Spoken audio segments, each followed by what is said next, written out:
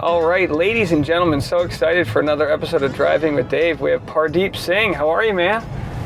It's amazing, man. Dave Neal's the legend. How exciting! The legend, yeah. I guess in some circles. Dude, how you been? Yeah, I'm amazing, man. Like, I honestly can't complain. Are you just visiting town? I'm in town for work. I'm in town till the new year, and it just be like that, man. Like, I'm bouncing from city to city throughout the year. Usually New York and LA. That's a good place to be. It is. Are you from Brooklyn? Is that where you were born and raised? Yeah, born and raised, man. Born and raised. What's that like? Brooklyn's always in here. What's it like? I mean, it wasn't, it was kind of tough, man. Like, I grew up in one of the poorest neighborhoods. Which neighborhood? In Brooklyn.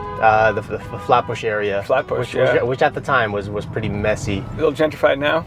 Yeah, there's a Starbucks on every corner nowadays. Dude, I went to a show there back when I lived there, and it was when they had like Kennedy chicken, Kennedy chicken was up where I lived in Harlem, but it was like a fried chicken place that had like a bulletproof. They had like a little slot you could like order your food, but it was like pretty dodgy. Oh yeah, and it's not just Kennedy chicken that'd be like that, but at the same time, it's chicken to die for. So I think it's good. Yeah. Hey, it's worth dodging a bullet for. Yeah, when I moved to New York it must have been like 2009. I moved to Prospect Park East, and then when I went back there just a few years later, it was completely different. Like, I got there right before the flip. But it was nice to get some culture that was like, not just a Starbucks in every corner. Yeah, I mean, I think it's wild how what was previously considered like gang-ridden neighborhoods and sort of impoverished communities, like the buildings are still there, but now they're just worth a lot more, right? Because that's like where the eminence of a lot of like New York City hustle originated from, and so now it's like people who used to live there can't even afford to live in their own buildings anymore. Oh yeah. Yeah. Which is terrible, but I don't know what the alternative is when it comes to, this like we were just talking before we went live. Like, I'm trying to buy a home, and I got to buy a home in Tennessee. I can't afford to live in Flatbush. I can't afford like all the prices pushed everybody out. It seems. You gotta go to Tennessee, man. That's how it is. Literally, like this is probably probably gonna air in a few weeks, but we just had these tornadoes there, and God, I mean, some people died, and it's just scary because like I'm from the coast. I'm not from tornado. Like, I can handle an earthquake, I can handle a hurricane, but tornadoes, that's a new game, I mean, in all fairness, earthquakes are new to me until I started popping up here from time to time. Have you ever felt an earthquake? I have felt an earthquake. It's kind of weird. It's weird, and it occurred at like 3 a.m, and I was like, yo, if I die, man, I'm sleeping because I can't be getting up right now. Yeah, you think that? I wouldn't even know what to do. We had the biggest one I ever had was when it was like at 3 or 4 in the morning, and it was big, but we were in bed. Like, we didn't. It was kind of one of those. There's like different types of earthquakes. There's like the fast and jerky, and then there's the slow and smooth, which I think has to do with how far from the fault you are most times. Okay. But we had this one time we had an earthquake when we were in Palm Springs, and we were at like a very gay-friendly bar. It was on 4th of July, and the gay guys just start cheering like, "Woo, free margaritas!" And I was like, "Are we doing free margaritas on earthquake? Is there like some promotional deal?" And it turns out there wasn't. They just were demanding free drinks on a natural disaster. Earthquake bonuses. Yeah, that's right. There's culture to it. Now, so. What was it like? Did you have to like know what neighborhoods to not walk through as far as gangs? Yeah. It was nasty. And did someone tell you that, or you just figure it out? I mean, you just kind of heard about it. Like, so this is back in the 90s where like, you were like, yo, don't wear certain colors in certain neighborhoods, and don't say this word or that word to in certain neighborhoods. Don't walk through certain streets, especially after school, because like after school it was like, so I went to New York City Public High School, and like literally there was goons like outside the high school just waiting to rob these kids. Oh, seriously? Right as soon as school was over. So there was a bus stop right across the street. I went to Midway High School, and there were just goons standing there, and it was a time where like the cell phones were looking like little holsters on the side of your belt, you know what I'm saying? Right. People had like the Moto Razor, and that was like the latest tech at the time. And so like people would just come through and just swoop it off your belt and just walk away. And there's nothing you could do about it. Like, there was this one time, it was so wild. Like, so I was standing by the bus stop with one of my friends at the time. This guy, he had like this scar on his face, just walk up to him and whisper the phrase "run your pockets," which means just open your pockets out. And like you don't know what he's gonna do. Like he's standing right there in your face in front of everybody, whispering to you to like open your pockets up, and you have to do it. Otherwise, like you might get stabbed or something. Oh my god. And so like my boy hands over his phone, and he's about to walk away, but then school security comes through somehow, miraculously, finally, and like grab this guy by like the nape of his neck, and like tries to haul him inside, but somehow he gets loose. He kicks his bike up and bounce. Jeez. But what happened is that like you kind of know people, and so we found out who this guy was through like my friend's father, and he knew that guy's friend's father, and so we ended up getting the phone back anyway. Oh my gosh. But like, and this is just a common. Yeah. I mean I was so sheltered growing up. Like we did not have those worries. Oh man, even just before I came out here, like maybe this time last year, like when I started this new job, I was coming out to LA. I got my wallet robbed. Really? So, like, yeah. So in LA? No, back in Brooklyn. Oh, okay. Right before I got back, and so the story is that like, it was like 1 a.m. I was like kind of twisted or whatever, coming from a friend's crib, and I'm like, let me stop by the deli. I want a sandwich. So I go there, I get it. I go home, I eat my sandwich, and I realize, crap, I left my wallet there. But that's okay. That's my deli. They know me. I go over there, and my wallet's not there. And the guy behind the counter, like he could barely speak English or whatever. He was like, one of them deli dudes, and he's showing me like the security camera, and like the dude on the camera who's swiping my wallet is walking back into the deli as I'm looking at the security camera, watching him steal my stuff. So he turns around, starts running. I was wearing flip-flops, so I kick off my flip-flops and I'm chasing after him, and I'm like, and I'm like, like fat and tired. He gets away. So long story short, 3 days go by, the cops can't do nothing, but I find out who he is through like 3 other dudes, and I end up getting everything back. Wow. Yeah. Isn't that great? I love the bodega. Like the deli system is kind of, that's like indicative of how tribal we are as humans, that they don't want, the deli doesn't want people getting their things robbed, because then they're going to lose business if it's a bad neighborhood. Like everyone. When I lived on 140th and Broadway, so completely different side of Manhattan. Mm-hmm. After I lived on Prospect Park East, and then I moved out of there, and everyone, it felt super safe to me up in Harlem. And again, this is probably, this is years after you were growing up there, but it was because everyone kind of wanted to take care of each other, and not have to deal with all of the.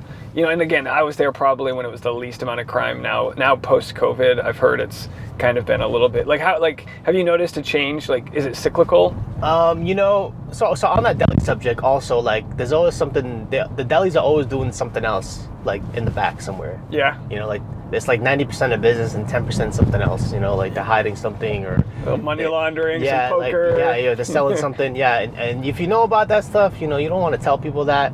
And they don't want cops up in there. They don't want cops, right? Like if somebody's getting robbed or whatever. I knew that. I let them know. I'm like, yo, I know what goes on here. Just get my wallet back, and we're good. And I'm getting it back.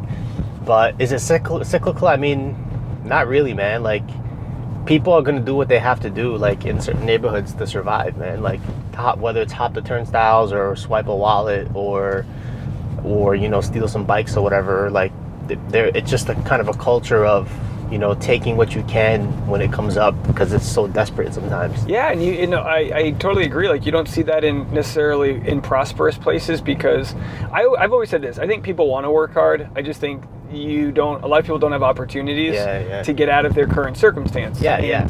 That's kind of like, where there are food deserts, where there are places where you can't work, you resort to what you can do. And if COVID's a time of despair, you're just gonna, and also like a lot of other issues going on, this time with regards to like all the other movements that are going on, it's just like ripe for dealing with crime.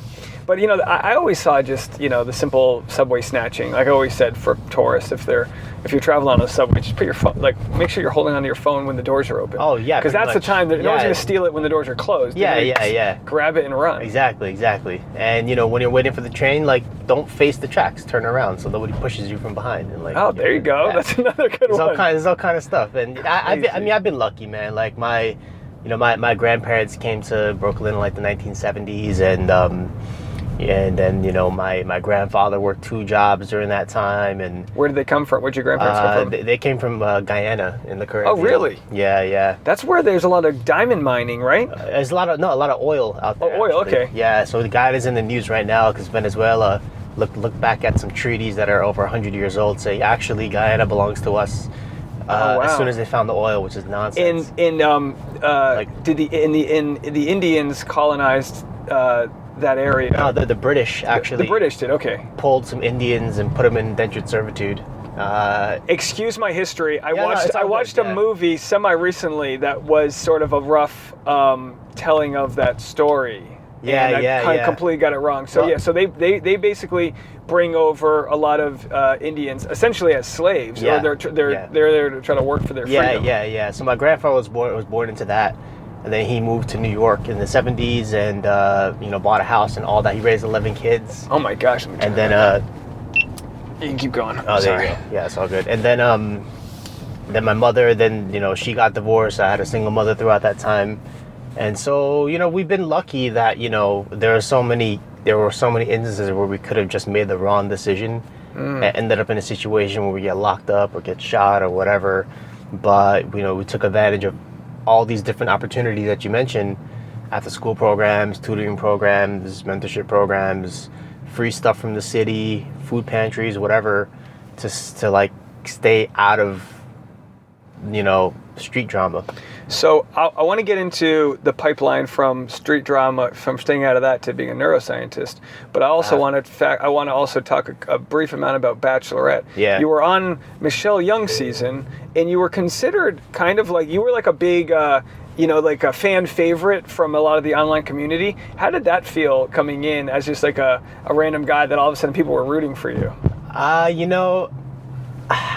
It just pays to be a clean person, man. Like I was actually like really pleased that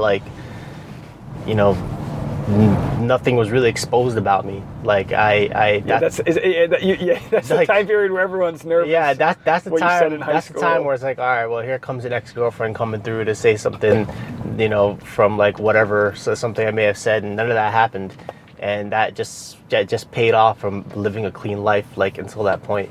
And so, how it felt, it was special because, this is a show that, I went on like with the best intentions. I was 30 at the time, and I was like, yeah, I'm down to get down on one knee at some point. This seems like the best opportunity. Let's get to know this girl and see where it goes. Were you nervous? Oh man, forget about it. Forget about it. I just was a lot of it. Like I just wasn't myself because the cameras. Well, that, and also I know there aren't a lot of Indian Americans on this show, much less Indian American men, and I really didn't have a positive sort of role model to think about what it means to be successful at this thing. And It's like crap. Now I'm going to be watched very closely. Oh, so there's this pressure to be the sort of to do well almost. Yeah. As you're representing a underserved demographic on the show. Yeah. And I certainly don't want to be the one to create some negative stereotype that this fan base watches, and then they take that forward. That's interesting because that's something I don't think too much about when you think about like a white guy on the show. There's no one, no white guys worried about damaging the reputation of white guys. It's like, all right, the bar's set pretty low, But you had Michelle Young.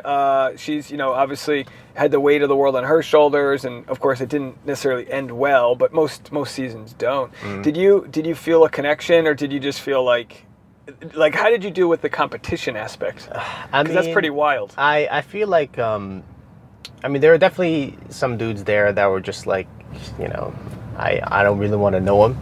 Yeah. And then there are some dudes that are like some of the best guys you'll ever meet. And as far as the competition aspect, it's funny. It's like, you're up at 7 a.m. every day and in bed by like 2, 3 in the morning or later. Yeah. You're standing most of the time. You're drunk the whole time. And, when you're on these ITMs, you will say anything to get some sleep. ITM means in the moment, so that's your confessional. When you're doing the confessional. How long are they talking to you for? I mean, they're talking to you until you say something. Oh, wow. Yeah, and so it's like, you know, when you're tired and drunk and hungry, it's like, all right, fine, you know, that guy's a BS, this guy's a that or that. Okay, can I go now? Can I go to bed now? Oh my gosh. Yeah, so that was tight, and but you know, as far as what guys did you kind of bond with? oh man, which guys don't I bond with? I mean, you know, Rod was amazing. I mean, Nate's an amazing person. Romeo's amazing. Will, I mean, they're all a bunch of greats, man. Oh, good. You guys all stay in touch? Is there like a season thread? Oh yeah, all the time. Oh, funny. Yeah, I mean, whenever I'm in town, in one of their towns, I always hit them up to pop in. Yeah, you know, we met last year at that Christmas ball, We did, and isn't it funny how fast the year goes by? Tell me It about just kills me. Especially when the weather's the same every day. It really I know. doesn't. How about this touristy area too? Oh my gosh! Look at Look at him go. I managed to stay out of this here for. I've been here for 10 years. I finally came to this little Rodeo Drive area like 3 months ago when I had family in town. It is. I mean, it's all right to drive through once in a while. It's beautiful looking, but the amount of money that's spent in this area makes me sick. Yeah. You know, they I walked into, I think Louis Vuitton. My wife was there like with her brother. You know, just like touring. And I was like, first of all, we're never buying anything here. But then I'm walking in, kind of like dressed like not up, and I'm like, I have to prove to them I can afford to buy something that I'm not gonna buy. You know, it's just such a weird. It's a hella judgy, man. Hella judgy. Yeah. And it's like, bro. I don't know. I always get a little weird when there's concentrations of wealth and concentrations of power. It's like I don't like to be around people like that or areas like that, because it's like there's always somebody at a loss whenever there's a concentration of wealth like that. Well, I was just talking to my wife. We had a flight through Qatar, and that's considered the wealthiest country in the world. You know, a tiny little peninsula nation in the Middle East. Yeah. And I was like, I mean, it was beautiful, but I was like, I don't buy it. Like the whole city felt like Disney World, where everything was so rich and opulent. And you know that this city was built on the back of slaves, and people. And then my wife goes, yeah, but it wasn't the U.S. too? And it's like, I know, we're only in the grand scheme of humanity, we're only one step maybe morally past that. But at the same time, I couldn't appreciate that, just like I can't appreciate Rodeo Drive, because I'm like, this isn't real. This isn't Venice. These are the canals of Venice. This isn't. It's all just like this was all made because they have oil under the ground. Like that's all this is. And it's like.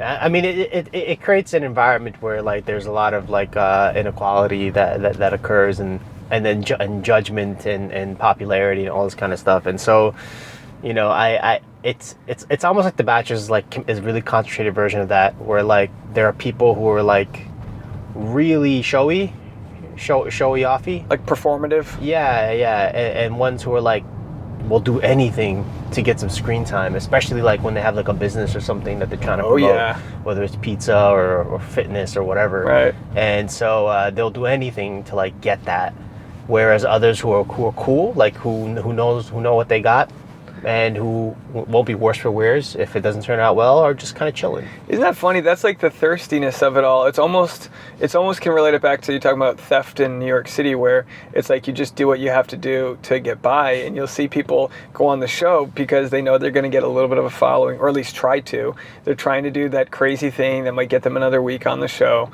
And while that doesn't necessarily work for Michelle, that would work for producers. Like that might give you the lean with producers. Like, did you see that game when you were there? The whole like you got to play the producers along with Michelle just to stay on, or were you just not playing? Oh yeah. I mean, it can be pretty transactional at times, where like, yo, if you do this and walk out in this Speedo, you're gonna get your one-on-one. Or, you know, oh, if you go over there and do this thing, we're gonna make sure you see Michelle tonight, or whatever. And that, on top of the fact, like, who does Michelle actually like? Right. You know, like, who is she actually going for? You know, because, you know, there was a time where, I don't know, I felt like, she kind of decided early, you know, who she was gunning for and who she wasn't. And the rest was just kind of like cannon fodder.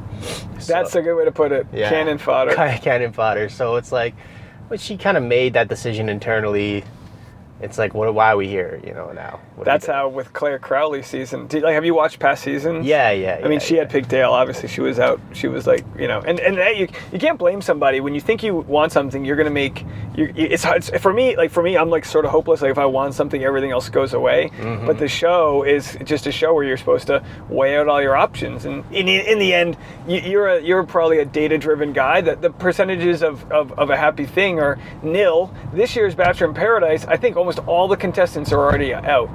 Not together? Even the ones that made it to the end are already done. Katie Thurston's F-Boy Island relationship done. It's just like, what are we doing? What are we doing? Yeah. So tell me about neuroscience. Tell me what got you into becoming a scientist. I'm actually not even a neuroscientist anymore. Like I'm actually like I'm a diplomat now, actually. Oh, so, and that's why that's why I picked you up where I picked you up. That's a very diplomatic neighborhood. It is yes. I'm actually. I don't want to out you where it was, but yeah. I mean, I'm a diplomat now. So actually, I'm doing like science diplomacy now, which is like. What is he? Okay, explain to us idiots out here what a diplomat is. I mean, do you get like a special placard on your car that you don't get speeding tickets or something? Nah, man. I'm diplomatic immunity or anything? Not like at all. But it's more like.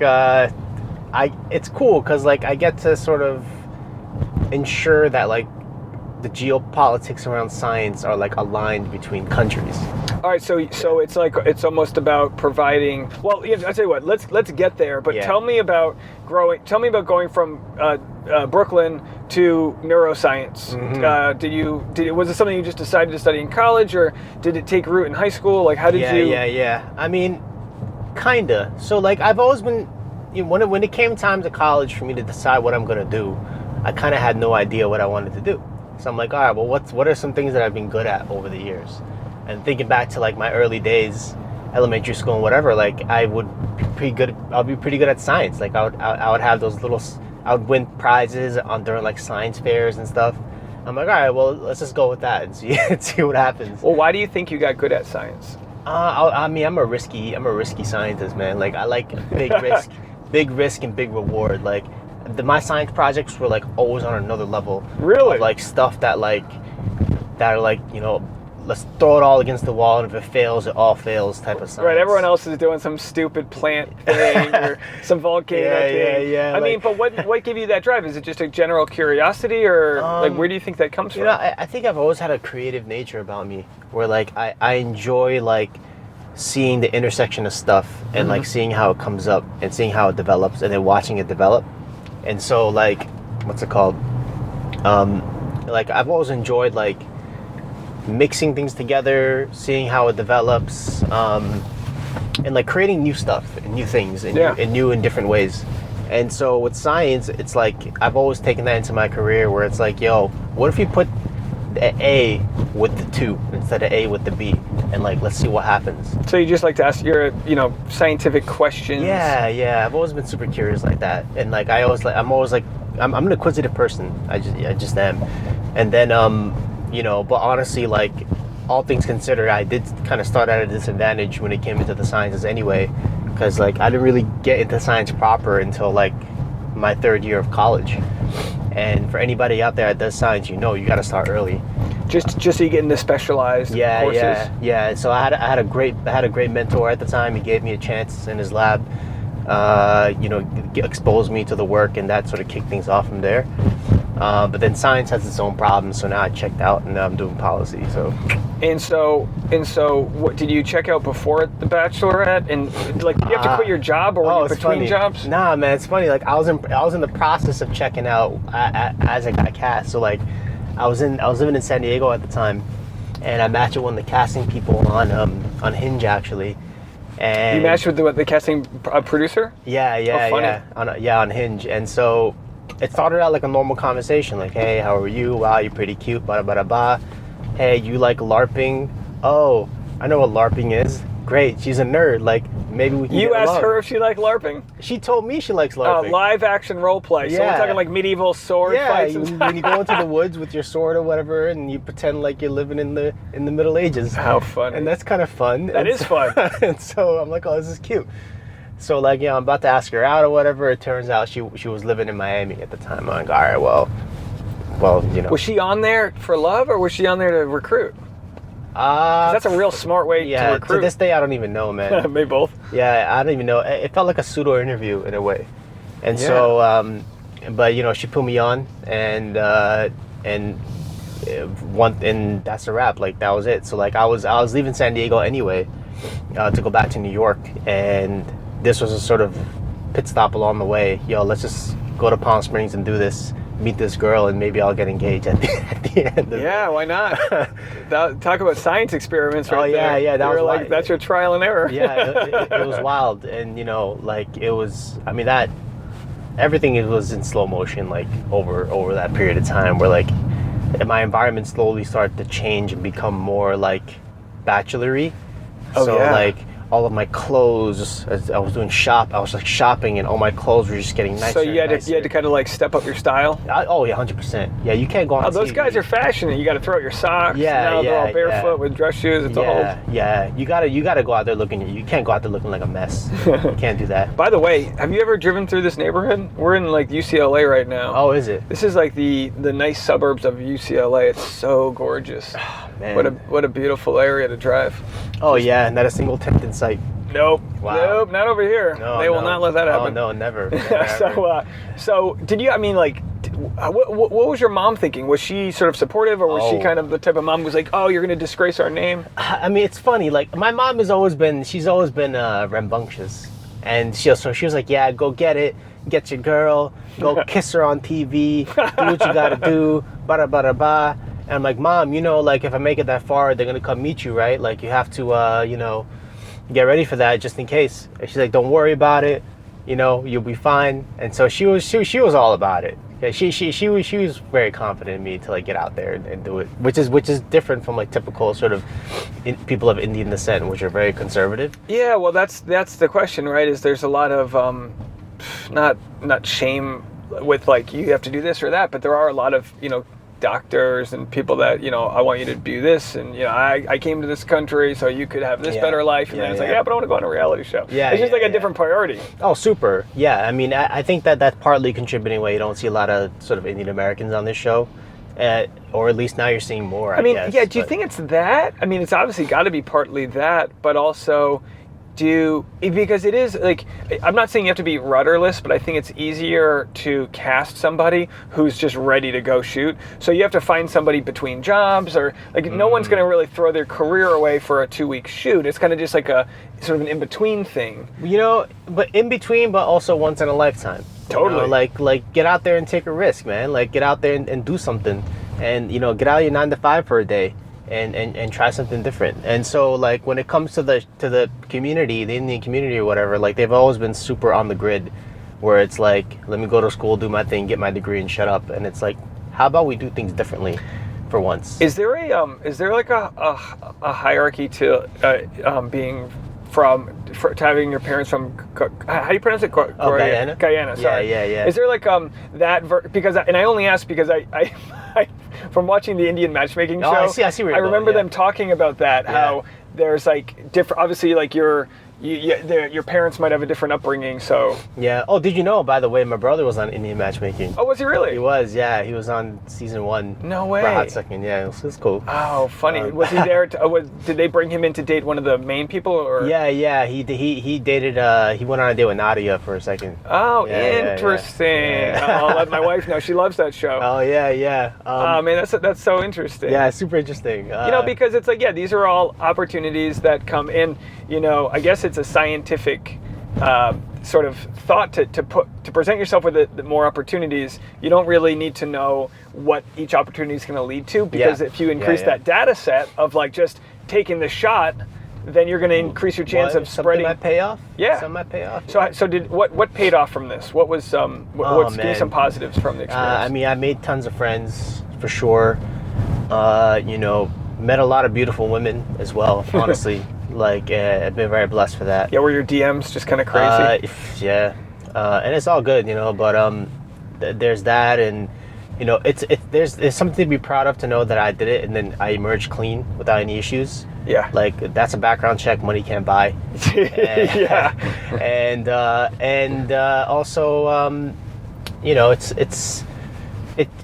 I'm very proud of myself. I'm proud of myself because like I didn't screw myself, which is very easy to do. Yeah, you didn't play into the I didn't low level drama. That, and also like every instance I had to speak publicly about like everything that happened, I didn't say something stupid, sexist, and racist, like automatically. Yeah. And so it's like, I must be pretty decent. Like I must be an okay person. That's so funny. So and believe me, like there are dudes and girls on the show who are just complete morons at times. And like, oh well, I'm sure. Yeah. and they would say stuff like that, and it's like, all right, well, I'm not them. For a lot of people, it's the first time that they're having their ideologies cross-examined, and sometimes I always have to defend people. You never know where your blind spots are, and until you present it to until your past is dug up, or until you're trying to navigate that circumstance, you just don't know where where you are with regards to the benchmarks of society. I don't know if that makes sense, but some people are just like, you come from, I got my cousins that come from the suburbs of Boston. I got to be careful who I bring them around because they're just like caged animals. with, you know what I mean? They're just like 3 years behind. And no offense to but if you're from certain suburbs of Boston, you just know it's just like family dinners are always like, oh my gosh. But so you go from being a neuroscientist to now being a diplomat. So is it just the idea that you're helping more now versus when you were in science? Is that like the positive? Yeah, I mean, it's more like, what do I got to do? Like in neuroscience, it's like, what do I got to do today to like get to the next 5 years of science? Now it's like, what do I have to do today to get the next 50 years of economic security for the U.S.? And it's like, yeah, that's pretty cool. So as a diplomat, what? Because I'm just not too sure what they do. What exactly are you helping, like with legislation, or are you helping get funding to different communities? Like, what's actually happening? It's like, let's say something like this Tesla we're in, and the battery that's with it. What does it take to get that battery into this car? Yeah. And from the raw materials all the way to like the manufacturing, and how we make sure like we don't lose that capability to like a competitor. You know what I'm saying? And so it's like, how do we make sure that there's always going to be enough batteries for any American that wants a Tesla can get a Tesla, and they don't have to pay up the ass for it. So it's just like, depending on what specific campaign you're working for, it's just about looking like 5 steps forward. Yeah. So did you hear about this? Have you heard of the Salton Sea? Yeah. So Salton Sea, for those listening that don't know, it's just like it was a random resort town in like the 1950s. That's a couple hours like southeast of here in the valley, I think south of the Coachella Valley. Mm-hmm. And it was just this beautiful resort town, and everyone was going to move there. And then the waters all got contaminated by fertilizer runoff from the farms, because this is like the biggest farming capital of the world. And so everything dies out. It smells horrible. Everyone moves away. I visited there because it's just like a ghost town now. Like the property's cheap. It's a completely dead tourism. Have you ever driven by there? I think I know where you're going with it, though. The fact that there's like lithium there. Yeah, so they just found out that there's lithium there, and I mean, who knows what they'll be able to do with it? But I know they're trying to extract lithium from salt water.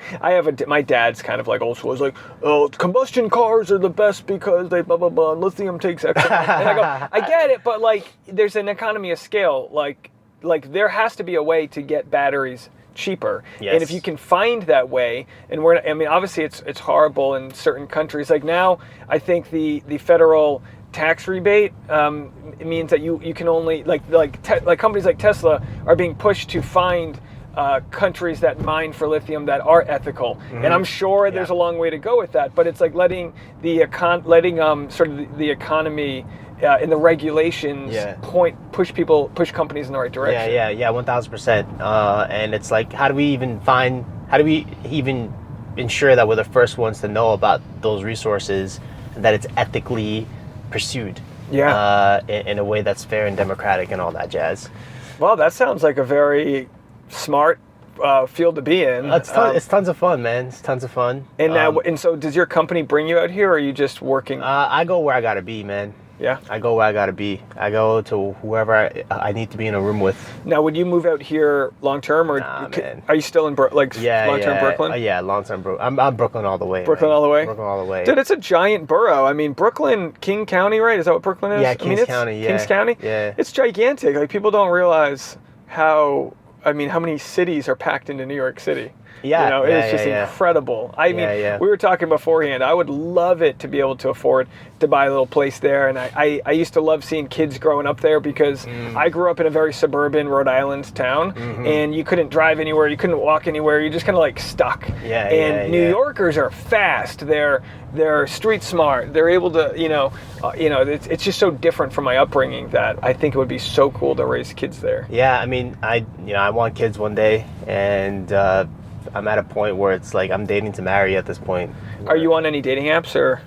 Yeah, I'm out here, man. Are you on Raya or any of the? Oh, nah. I mean, are you not for a point I was, but it was getting kind of weird just to see like it just felt like a LinkedIn for dating, like a business. It felt very businessy, yeah. That's so funny. Yeah, but yeah, I mean, I'm dating to marry at this point, and it's like I'm not trying to waste any more time because. Do you have a type? Have you noticed that you kind of tend to go after a certain type, or do you have a type that you stay away from? I don't know, man. I like my women brown for some reason. There you go. You know, it just feels like home. I like, women that are like independent and wise and like opinionated. Okay. Yeah, and like who are like okay with just saying no with something they don't like. All right, you want someone to straighten you out there. I mean, someone who's also straight herself. Yeah, I like that. Yeah, you don't want someone, you want to. I think that's what works best in relationships is having independence to know you don't need somebody, but you want somebody. Yeah. And there's a big difference between needing and wanting, because when you need, you pull from them, and at some point, when they don't have enough, it's like giving tree almost. I mean, I need a partner, I need somebody who actually can get down to the grind and think about, all right, we want kids. How many do we want? Why? Can we afford it? You want a house, where do you want to live? What's your relationship with your parents? Do you want them nearby? Like, what kind of school, how do you want them to be educated? And all that. I'm really thinking about the actual like day to day, what it's going to be like with you. Because I'm trying to be one and done. I mean, that's great. I think that's smart, because I think what like Bachelor in Paradise does is they put a bunch of good-looking people on a beach and they say, "Hey, who's in love now?" And then you find out that love is like that's the baseline of love, and then it's like, all right, we have an attraction and respect and all these things. Are we going to want to head in the same direction? Yeah, they're going to be the same exact. You can be like sort of like parallel, but like, are we heading in a similar direction? And that I think is why a lot of paradise relationships don't work, because it's like, yeah, any cute people can make out on a beach. Sure, but at the same time, like they just don't put brown boys on that beach. They never have. They never asked you to go? Yeah, well, I mean they keep you on standby with all the paperwork, and then like I think this was the season before last where like you're basically loaded. And then they can ask you to leave at any point. Jeez. And that never happened. And so it's like, well, why? That's almost worse. It's like, it's like, in the representation is already low. So then, like you said before, but the pressure of it all, and then you don't even get a chance to be on the beach, I think is. Yeah. And it's just weird how, like. Would you go if they asked you again? I mean, it depends who's there. Depends who's there. And it depends if I'm single or not, or at this point, like it depends. Do you have any Bachelor Nation crushes? I mean, they know who they are. Yeah, they know who they are. Trying to guess here. I'm trying to think. I'm trying to go through the Rolodex real quick. I'm sure. They know exactly who they are. All right. I make it known. Okay. Hey, good to know. Hey, there's the scientist in you. I mean, when I'm into somebody, like I make it known. Oh, good. Like, I don't hold back on it. It's just like, why? Why would you? Oh yeah, no. That's what I've learned real fast. Is like playing it cool doesn't get you anything. Yeah, man. You got to let them know you're into it, what your intentions are. And then go for it, man. Like, that's it. Well, dude, thanks so much for joining me today. We made it all the way back here in 40 minutes, back to the traffic of Los Angeles. Back to the holiday fun. Let me swing over. Is there anywhere specifically you want me to drop you off? No, this is cool. This is cool. I'm actually hopping into one of these buildings over here. Oh, dope. Yeah, this is a fun area. Do you have a return flight back, or are you just going to be here for a little bit? No, I don't have a return flight back yet. I just, gonna be here till after the new year, whatever Oh, that fun. means, and then leave whenever. Sweet, man. Well, dude, thanks for doing Yeah, the show. I deals. appreciate it. Dude, if you're in Brooklyn next time I have shows there, I gotta Yeah, man. gotta Dude. let you know that when I'm in I town. mean, I love your content, man. You're always a straight shooter. Oh, thanks, man. You know. And...